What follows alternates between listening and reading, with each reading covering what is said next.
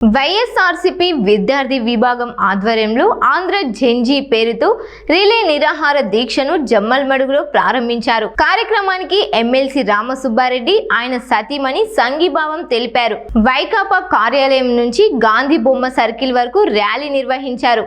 Doctor BR Ambedkar, దివంగత CPI నేత ఎద్దుల ఈశ్వర్రెడ్డి విగ్రహాలకు నివాళులర్పించారు.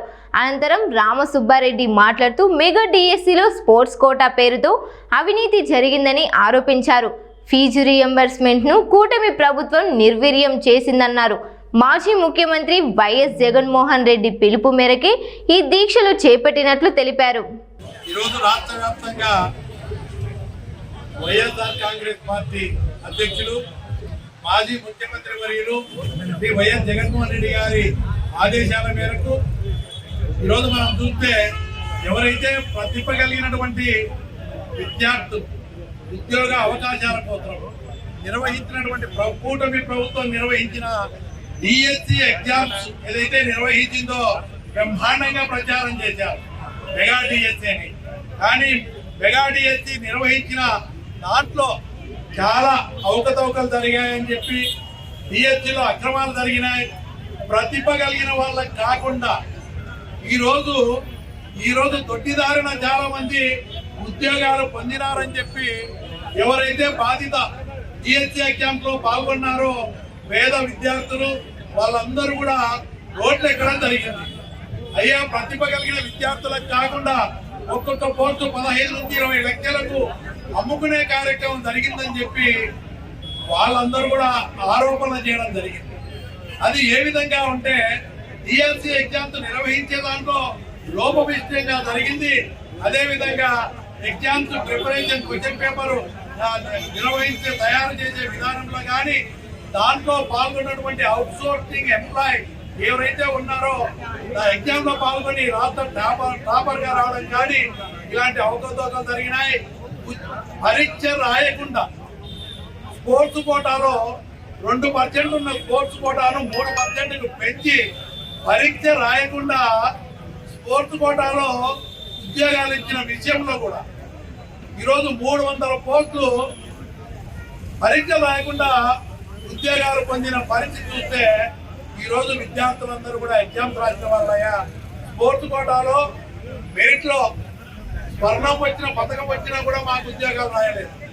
అదేవిధంగా స్పోర్ట్స్ కోటాలో కూడా స్పోర్ట్స్ సర్టిఫికెట్లు కూడా అనుకూలమైన వాళ్లకు ఈ స్పోర్ట్స్ సర్టిఫికెట్లు కూడా వాళ్ళు ఇచ్చి డూప్లికేట్ ఇచ్చి వాళ్ళు ఉద్యోగాలు పొందే విధంగా మొట్టమొదటి పరీక్ష రాయకుండానే ఉద్యోగాలు ఇచ్చిన ఘనత ఈ ప్రభుత్వానికి.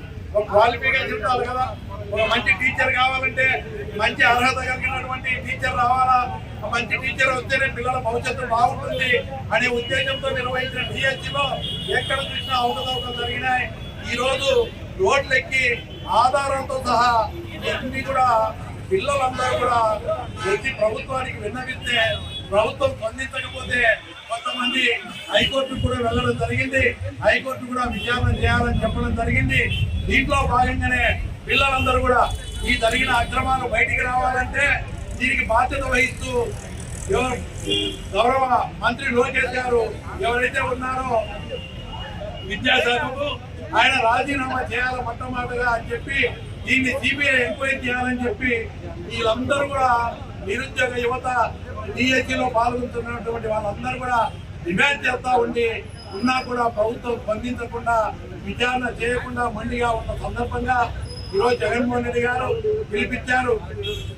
పేద విద్యార్థులు నిరుద్యోగ యువత తరఫున డిఎస్సిలో పాల్గొన్న వాళ్ళకి అండగా ఉంటూ ఈరోజు లోకేష్ గారు రాజీనామా చేసి బాధ్యత వహిస్తూ అదేవిధంగా సిబిఐ ఎంక్వైరీకి రాష్ట్ర ప్రభుత్వం వేయాలని చెప్పి డిమాండ్ చేసి అర్హులైన వాళ్లకు కోర్టు కోటాలో కానీ అన్నింటిలో కూడా ప్రతిభ కలిగిన వాళ్ళకి ఉద్యోగ అవకాశాలు వచ్చే విధంగా చర్యలు తీసుకోవాలని డిమాండ్ చేస్తూ ఈ దీక్షలు చేస్తూ ఇంకా ముఖ్యమైనది ఈరోజు మనం చూస్తే సమాజం బాగుండాలంటే మంచి విద్యను అందించాలి. మంచి విద్య రావాలంటే పేదవాళ్లకు, ఎస్సీలు, బీసీలు, మైనారిటీలు, ఆర్థికంగా వెనుకబడినటువంటి కుటుంబాలు ఆర్థిక ఇబ్బందుల్లో వాళ్ళ పిల్లలను చదివించలేకపోతే ఆ రోజు రాజశేఖర రెడ్డి గారు ఫీజు రీయింబర్స్మెంట్ కార్యక్రమాన్ని తీసుకొచ్చి కోట్ల మంది, లక్షల మంది పిల్లలందరూ కూడా డాక్టర్లు, ఇంజనీర్లు, రకరకాల గ్రాడ్యుయేట్స్ అయి ఉద్యోగాలు చేసుకుంటున్న పరిస్థితి మనం చూసాం. అదేవిధంగా జగన్మోహన్ రెడ్డి గారు ఉన్నప్పుడు ఇంకా ఒక కార్యక్రమాన్ని వసతి దీవెన కూడా తీసుకొచ్చి పేదవాళ్ళ విద్యను ప్రోత్సహించే విధంగా అమ్మఒడి కార్యక్రమాన్ని కూడా తీసుకొచ్చిన కార్యక్రమాలు చూసాం. ఈ రోజు రాష్ట్ర ప్రభుత్వం అధికారంలోకి వచ్చిన తర్వాత 2 ఏళ్లలోనే 3,76,000 కోట్ల అప్పులు చేసింది. కానీ ఈ రోజు ఏ సూపర్ సిక్స్ లో ఏ పథకం అమలు చేయట్లేదు. ఈ రోజు చూస్తే ఫీజు రీయింబర్స్మెంట్ కింద 6,300 కోట్లు బకాయిలు కాలేజీలకు చెల్లించాల్సిన, పిల్లలకు చెల్లించాల్సినటువంటి బకాయిలు అన్నీ ఉన్నాయి.